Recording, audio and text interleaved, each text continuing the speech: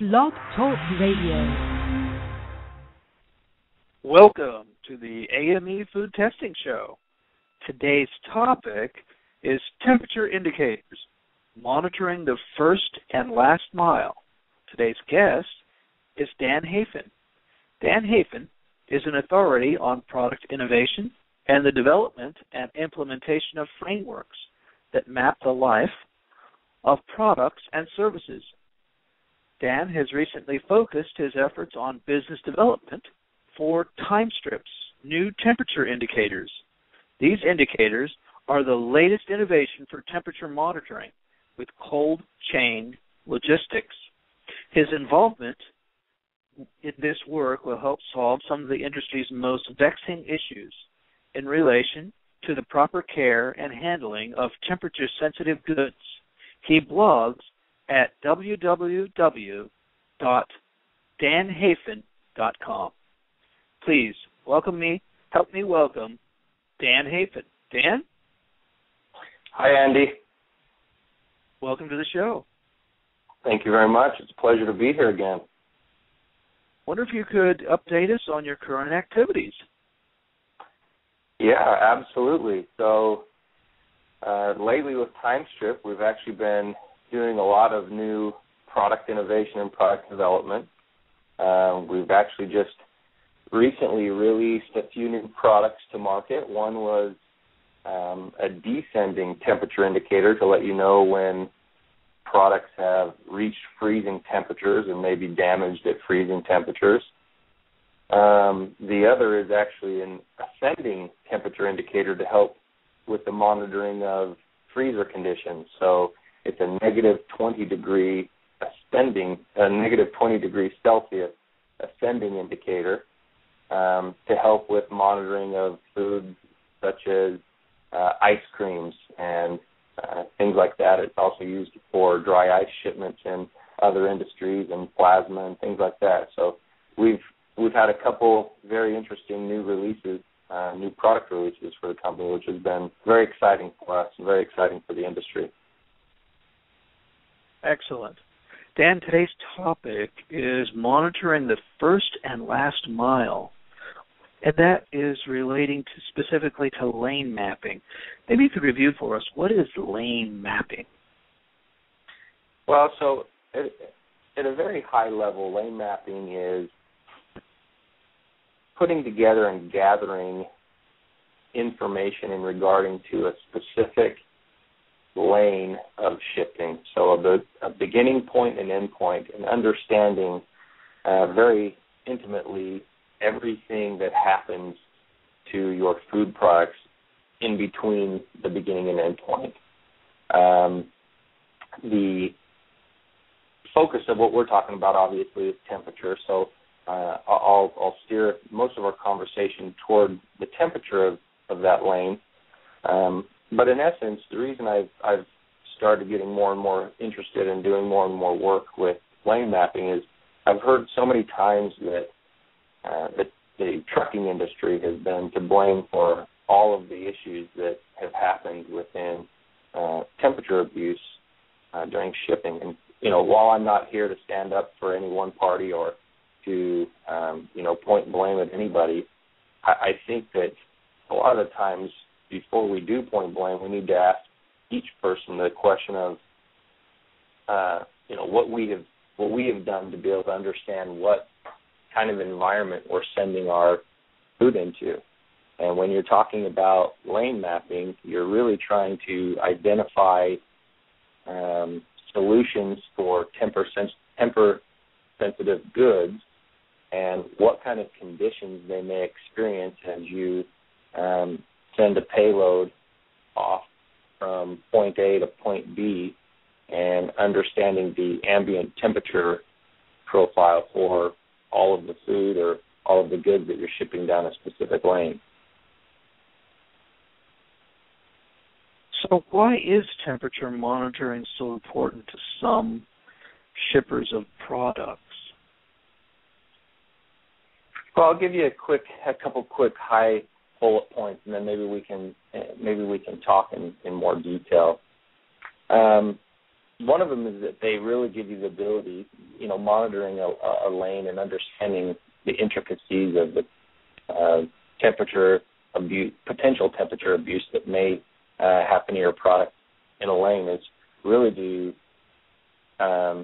defend yourself and your testing and your methodologies and your QA to any outside regulatory agencies, being able to show them, look, I understand what I'm sending my food product into. I understand the risks. I understand the hazard points. I understand what temperatures may affect it, and I've protected against those things. And that's a big deal to show that kind of transparency to a regulator and to show them the type of effort you've put in to understand what kind of environment you're shipping through, and that you really know what your food's going to encounter.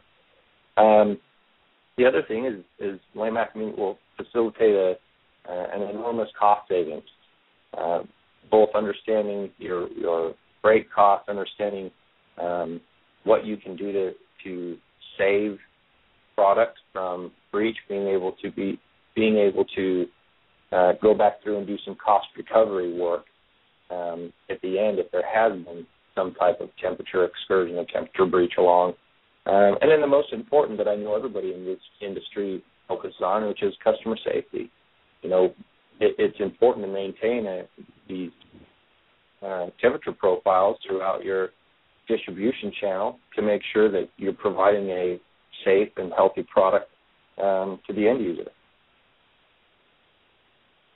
So as I understand it, Dan, your product attaches directly to the outside of a product container, and it indicates the temperature variance after it's been engaged.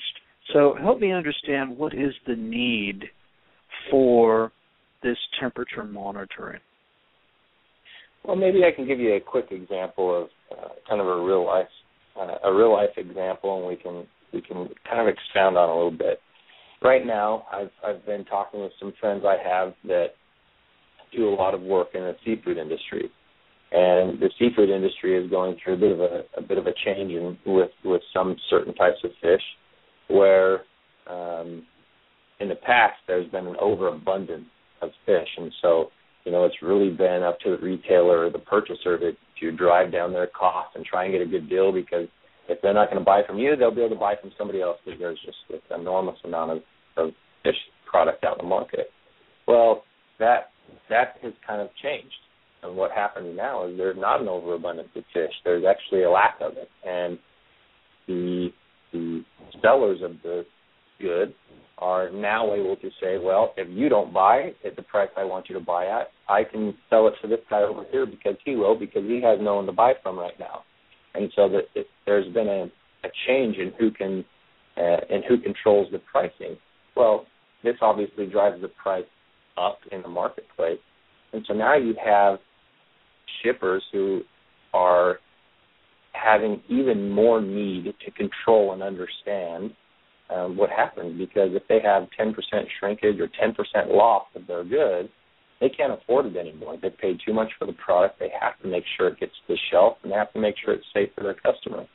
So what we're using the indicator for in circumstances like that is they're taking the temperature, the Timestrip temperature indicator. They'll actually place it on the food, both on the outside of the pallet, and they'll place it in the inside of the pallet to try and track the actual food temperature. They'll get it as close to the food as they can.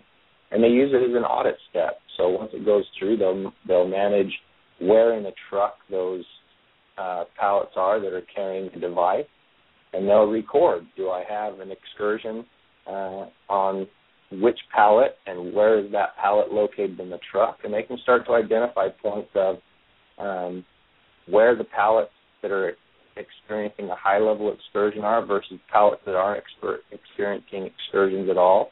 And they can start to drill down on the details of what might be causing temperature abuse problems and things that they can focus on, kind of their critical control points. Well, Dan, what you're raising is an interesting point in the area of process validation. In your web page, there's an interesting quote, and it talks about establishing documented evidence which provides a high degree of assurance that specific processes will be consistently produced and meeting a predetermined specification and quality attributes. It seems to be mixing the two areas of products quality and food safety. Right. Well, and that's an interesting point. I mean, there's a lot of regulations as of recent specifically that have been pushed down by the FDA, and a lot of us are working hard to be able to follow, and putting those processes in place where you can actually capture data, important data that you can use to validate your process is extremely important. And the more dialed down to a specific that you can get that data, for example, monitoring at a pallet level or a case level versus monitoring just the whole truck's ambient temperatures, monitoring at with more focus really helps to maintain and document, provide evidence, the FDA is suggesting, that you're maintaining your process, that you're following your process, that you've done your due diligence to make sure that you're shipping a safe food and a safe product. Well, Dan, into your webpage, I'm noticing you have a couple of very interesting twists on the issue. One is the time of year.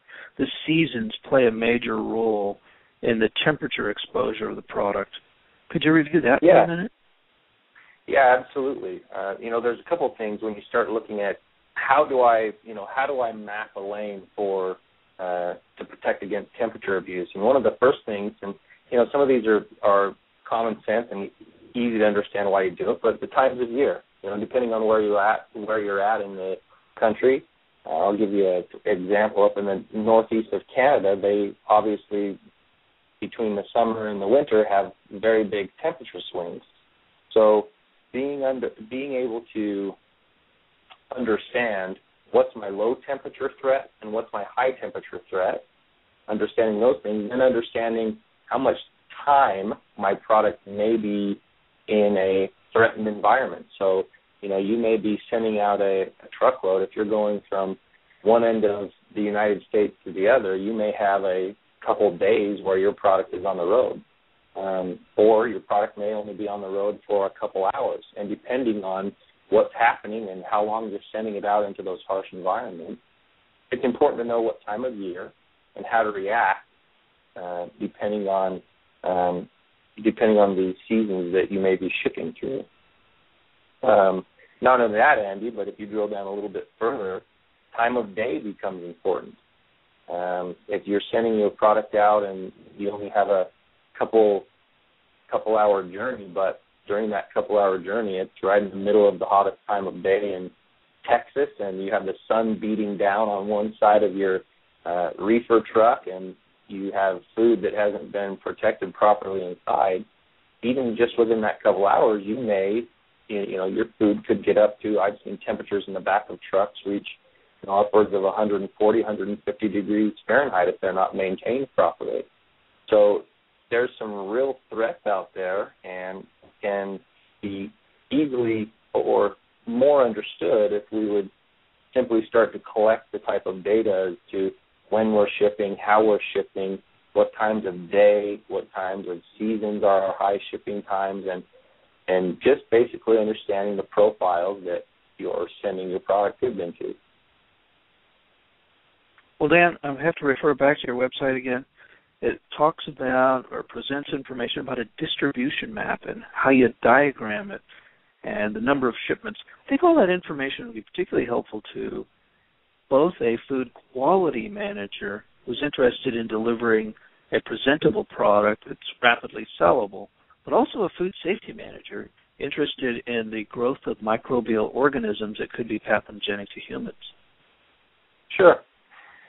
So what you have is really what I'm trying to help foster is the collection of a packet or a plan that you can refer back to and understand how do I map a lane, what data do I collect, what kind of things do I need for a regulator to come back and look at to see what I have done to ensure that I'm shipping a safe food.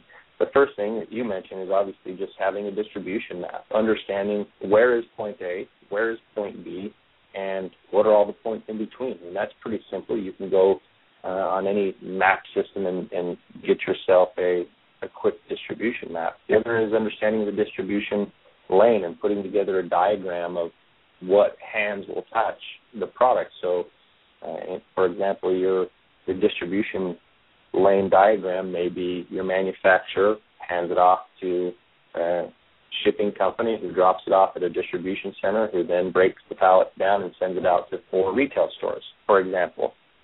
Diagramming that and understanding, okay, if that's the steps it's going through, I need to map my lane between each one of those steps to make sure that I'm collecting the necessary data for a safe food product.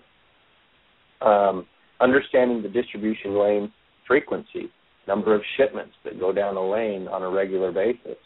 It's important to understand where your high lanes of distribution are and where your lower lanes of distribution are. Lane volume is also important, making sure that you understand how much product you're actually shipping down a certain lane. Obviously, the more product you ship down a lane, the greater amount of opportunity for some breach or some type of something negative to happen, which isn't a bad thing. It just means that we need to put an extra amount of care, an extra amount of focus on making sure that we're protected in those lanes. Distribution lane performance. And this one's something that I really enjoy and I think is very important. I don't think enough people out in the industry do a distribution lane performance, and that's specifically capturing the data that comes back from whether you use a Timestrip temperature indicator or something else, capturing the data from each shipment that goes down a lane and providing a scorecard back to detail if you've had a unsuccessful delivery or a successful delivery. Have you had temperature breach, or has everything been delivered in a timely manner? That will help you drill down as to whether you created a safe lane and if your partners who are also handling the product are doing their job and following the processes you've put in place as well.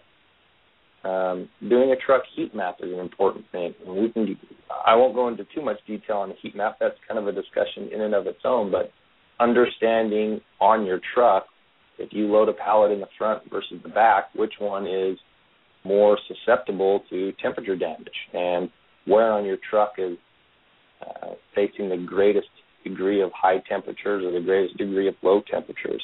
And you can do that same type of a map in a warehouse as well. Collecting all of this kind of data, Andy, is really what is the makeup of a lane map. And if you can collect this type of data on a regular basis and put it into a usable model where you can quickly look at it and understand what has happened, and you can specifically collect the temperature data as to what has happened, you're miles ahead of everybody else in being able to provide a safe food product. Dan, what you've just raised is an amazing observation. I do a lot of food audits, and a lot of times I'll go into a huge warehouse, and the only temperature monitoring they're doing is to satisfy an annual review. They'll write down either once a day or twice a day the temperature of a huge warehouse. And your concept of specifically mapping locations inside that warehouse for temperature variance is an amazing suggestion. Andy, we can have another longer discussions. I've written some posts and items on and topics on or papers on this specific topic, but it's an interesting topic to have. A lot of times we don't think about what happens from the time you take food out of a refrigerated zone to a staging area and then onto the loading dock, and how long those things sit there. And I've worked with partners in the past, and it's been interesting for them to find out just how much excursion time their foods face before they actually even hand it off to a customer. And being able to map general, map a whole area of a warehouse, it's actually pretty easy and fairly inexpensive, depending on what you're doing and the type of data you're trying to gather. But it really gives a better understanding of how to handle goods, and if there's actual critical control points that need to be focused on within your own facility. So, Dan, what are the expected results once I've gathered all this data, whether I'm a food safety manager, food quality manager, or even a food production manager? What can I do with this information? And I'll just let you know, a lot of my food safety managers are sort of in the ship and pray mode. They say, Andy, once it's out the door, I kind of don't worry about it. Well, and I think that's actually what happens a lot of time, and that can be a dangerous place to find yourself, because my philosophy and my belief is, if anybody fails along the chain, whether it's you or somebody else, one of your partners, we've all failed. If that food doesn't reach the customer safely, then everybody has ultimately failed in that distribution channel. And, to me, the goal of gathering this information and the goal of doing this type of lane mapping is really to gain a clear understanding of product transportation. If we don't understand what kind of risks that we're sending product into, it makes it really impossible, and it's like you said, it's kind of the ship and pray method. It makes it impossible for us to mitigate against abuse that may occur and that may be easily handled had we just spent a little bit of time to better understand what's happening. It also provides Andy, being able to gather this level of data from a lane mapping point of view gives you a clear understanding in regard to the quality of packaging containers. Is the trucking systems you're using adequate? Is the boxing, the packaging materials, and how you're packaging and how you're shipping, is it doing its job? Is it checking your goods the way it should be? There's a lot of shrinkage, a lot of lost product out there, especially on the retail end. Product that is received and just thrown away before it even reaches the store shelves because of one of the number one reasons, because of temperature abuse. And I would say more often than not, we could sidestep that wastage simply by gathering some of this information. Measuring the effects of opening and closing the door so often. Is there, doing a lane mapping and understanding what's happening to your actual product will help you understand that am I getting excursions on my stops when I'm having to open and close my door to unload and load product, or am I getting excursions when my product is in journey? One of the things that we haven't talked about, Andy, which I think is probably one of the most important things that temperature indicators and lane mapping will do for you, is driving accountability. A lot of time, if you're doing this ship and pray method, you're shipping and praying because you don't know what's happening to your good along the way. Well, as soon as you put something like a Timestrip temperature indicator in there, it's tracking. You can go home and you can go to sleep at night, and it's still going to track whether you've had a temperature breach for you. And it creates accountability for everybody who touches that good. It's kind of like a ticking time bomb, right? You hand me a product, and I know that it's being watched for temperature. I don't want it in my hands. I want to make sure that it's being kept under temperature control, or I want to hand it off to the next guy, because I don't want to be the guy that creates a temperature excursion. So everybody now is very engaged in making sure that the product is safely handled because your lane has been mapped, and now it's being temperature monitored by temperature. So there's a lot of accountability that's had. Well, Dan, the whole issue of accountability is a very compelling topic. Can you just review with us what TimeStrips products and services you offer? And the underlying question, once somebody has gain some interest is, how much is this all going to cost a company? Sure. So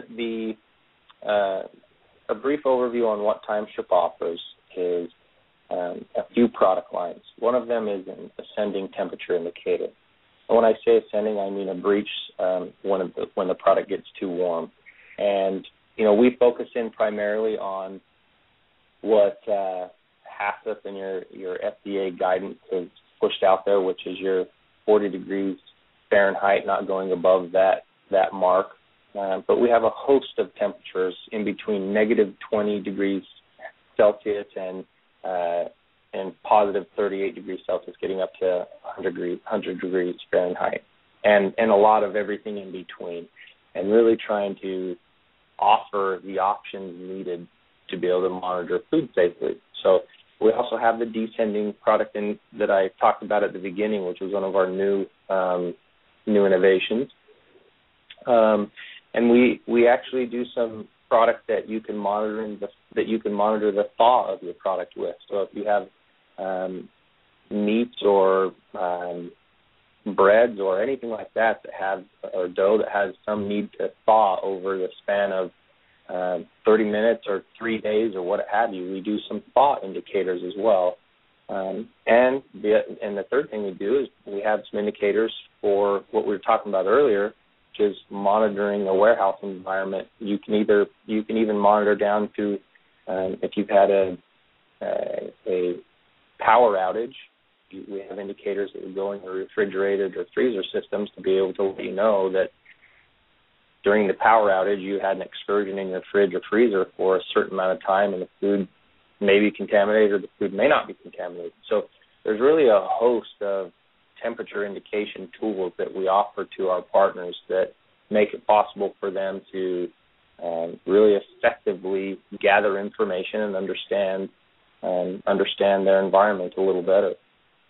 In relation to the cost, the product is dependent on a lot of things, but I will say the Timestrip temperature indicators are the lowest cost temperature indicators available in the market today. We've had a lot of breakthroughs on our technology, and it's made it possible for us to really effectively provide product into the food industry at a cost that is very easily handled when you start looking across the board and how to use these types of tools. Very good, Dan. I think today's discussion has been very focused for, again, food safety, food quality, and food production managers that want to get a handle on what is the journey that their product takes once it leaves their processing facility. I think as I look back on all my clients, I can say without a doubt they're very concerned about the raw products that come in, what goes on inside the plant, and once it leaves their processing facility, they have a pretty good handle on what's going on. The challenge, I think, and the real gray area that you've helped identify today is what happens to their products once it enters the stream of commerce. Yeah, I would agree with you, Andy. I think you're right on the money. A lot of times you feel comfortable. I think what we're referring to as kind of the last mile of shipping, being able to make sure that it makes it down that last mile without, we've done such great work to get food from the manufacturer and going down that distribution path. But that last mile is oftentimes where we experience a lot of difficulties, specifically with temperature. And that's the section that we're really interested in trying to lane map and being able to put together tools and put together the data infrastructure where we can understand and we can prepare for what we're shipping food into on that last mile. Well, Dan, on one of the slides that I've included on your pictures today, it shows a list of your partners. And I'm looking down that list. I see 3M, I see Siemens, Whirlpool. Can you review some of the applications that you've designed with your products? Yeah, absolutely. So we have a lot of different product lines, and we do a lot of custom build products actually for specifics. I can give you an example from 3M. If you go into a 3M and you buy any of their Filtrete products to do water filtration or anything like that, you actually get a Timestrip indicator that will go along that will tell you when you need to replace your Filtrete product. So we do a lot of timing indicators as well that will help give a clear indication of when product has reached its endpoint and needs to be replenished, similar to what we would do in other applications. There's actually we have a lot of custom applications that we've done for a lot of people. It's been very, very interesting for us to be able to monitor time and temperature with different partners. Well, Dan, I'd like to thank you for your participation today. I thought it's been very helpful and allow you to offer your closing remarks. Yeah, absolutely, Andy. I appreciate you allowing me to come on again and talk about lane mapping a little bit. Really our mission at Timestrip, my mission is to be able to help clients, design an efficient program that will help reduce shrinkage, to provide an uninterrupted supply of quality and cold chain products. So with that, I appreciate you letting me on the show to speak a little bit with you. Outstanding. Thank you so much, Dan, for your time, and I'd like to invite you to remain open for future appearances on the show as your products develop and as your clients also incorporate your technologies in improving the food safety system of the country. I'd love to. Thank you, Andy. Thank you so much, and have a great day. Bye-bye. Bye now.